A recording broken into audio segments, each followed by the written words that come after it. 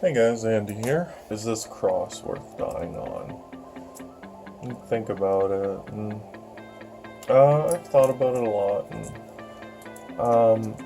how do you go about it, and what's your end goal, right? If you're gonna do something, you have to have an end goal. And I've decided, for now, anyways, my initial goal is I'm going to keep modifying my YouTube uploads and redirecting to BitChute until the CEO of YouTube makes a video and uploads it to YouTube. I don't care what the quality is, but in the video she needs to apologize publicly to all YouTube creators, and she has to admit that she does not know how to run a company, and she is not qualified to run any company. And those are my demands. If you're not sure why this matters, you can just search on YouTube Vox Adpocalypse, VOX, and then Adpocalypse. It's a pathetic situation of children fighting each other. So anyways, with that being said, we'll move on now. If you click the link in the description below, you'll be able to see it's the first thing you see. Just hit that first link, it'll redirect you to BitChute, and you can continue watching the video. The filter won't be on and the text won't be on. We can talk about a few things in this video. The first thing we can talk about is what I'm doing right now. And what I'm doing right now is I'm trying to kill myself. So I've got all these cells, they're non-responsive. So I'm trying to pop the fuse back down. Just because there's so many of them, I try it anyways, and I'm really careful about it. Trying to pop that fuse back down. It's never recommended though, because it like 90% of the time it doesn't work, and in fact it corrupts the cell and makes it more volatile and more likely to either leak electrolytic, which is highly corrosive, or catch fire. So that's why it's never recommended. There. When I did this one, you could hear a little hiss. That means it like vented a little bit of gas buildup. What I'll do is I'll cut them apart, and then I'll try to get them working again. And it's always good to put an X on them. So all these, I need to get my Sharpie and write an X on all of these so that I know in the future that these were tinkered with, right? They're never to be used in big packs. Some stuff came in the mail, thankfully. My tabbing wire came in, and this, so I can actually start trying to make my solar panels work. These here, I have 3 different packs of these, so like 150 of these super paper thin solar cells. Right? They're very thin, so now that I have the tabbing wire and flux, I can test it out. Also, another thing came in the mail. I'll talk about quickly.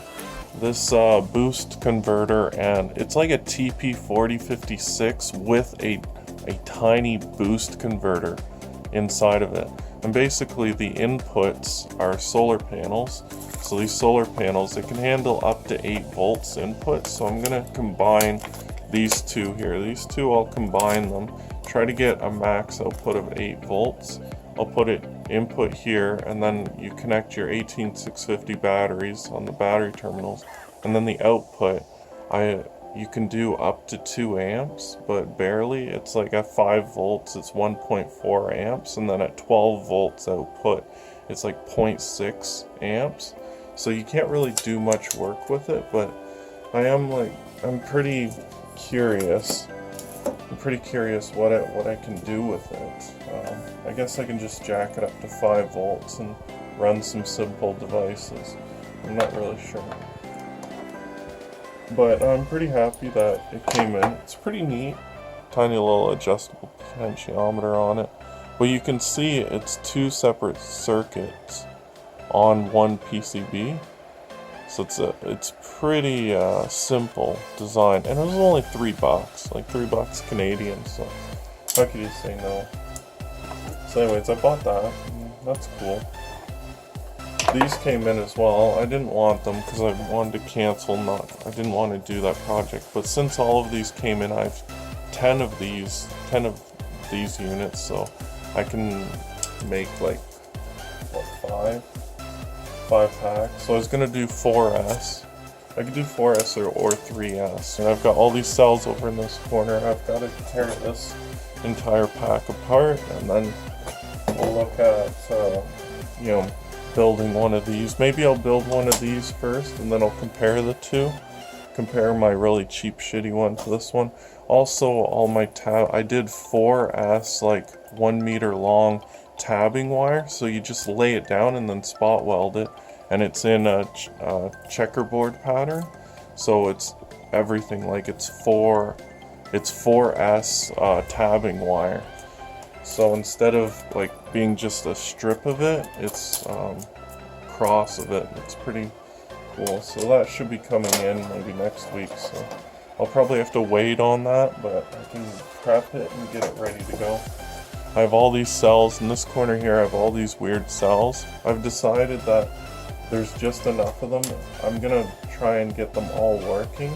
And if all of them work and they're all decent, I'm gonna do a 3S pack, because 3S can do 9 to 12 volts, between 9 volts and 12 volts output. So I'm going to make a little pack that has a cigarette lighter on it that you can put these things here. Alright, it's a quick charge 3.0, so you can charge up your phone. I always prefer using cigarette lighters since you can always rapid update and change the technology of how to charge using USB. You don't want to pigeonhole yourself when it comes to USB charging devices. Now that I have the tabbing wire, I can properly spot weld this all together, really nice and strong. Probably hot glue the crap out of it, and then wrap it up real nice. And should be fine, no issues. So we'll see how that goes. I don't know. This one made a hiss noise when I popped it down in there. But you always make sure you put an axe on any cells that you tinker with, and just be ready to, you know, throw them outside. I obviously highly recommend you never do this, you know, jamming a tiny screwdriver down into the anode of an 18650 cell. It's just don't do it. Let's figure these out. Okay, you can see here, hopefully. It's not great, but let's go through this. Oh, it worked. Look at that, 1.3 volts. And this one is way too low. Put it over here. It is getting voltage, but this one's probably just super bad. Oh, there's a really good one. Nice. Yeah, whoa, damn, amazing. That one's actually in pretty much stable performance levels. Really bad. Yeah, 1.6 is expected out of such terrible cells. It's okay. It's not a surprise. There's far too many of them though. Oh, there we go. It's surprisingly nice to find ones that actually work. Yeah, this one's dead as a doornail. Alright, so 4 of them didn't work at all. 2 of them are maybes. Like, they're probably garbage. And then, was it 5 of them. So 50% success rate to actually, like, it's promising, but note they're like 2 in parallel, so one of them might still be bad, so you have to cut them apart anyways. But you know, it's better than nothing. So first I'll just charge them up on the charger, But before I forget, we gotta X them all off. You gotta do it on this side so you can, when you're charging them and write down their milliamp hours, you can also see. So you have to put it, the X right there. See. If you put it on the side, you might not be able to see it, and then you'll miss it, and you'll by accident put it into a pack, and could burn down your place. This is more for testing, so just note if you're gonna do this, it almost never works, and even when you think it works, it doesn't work. So it's really not worth it. But I have so many of them, and figure might as well make a throwaway video, you know, something simple for you guys. Another thing, I'm still working on these lipos. If someone can explain to me how exactly to use these lipos, it'd be greatly appreciated. This says it has 10 watt-hours of power and 3.7 volts. When I'm charging these up, I can't get them past 4 volts. They seem to just only go to 4 volts, and that's it. So I'm treating them exactly like 18650, so hopefully I'm not, you know, wrong and I'm doing something foolish. So if you could let me know, that'd be greatly appreciated. So anyways, thanks guys. Hope you enjoyed. Have a great day. Bye.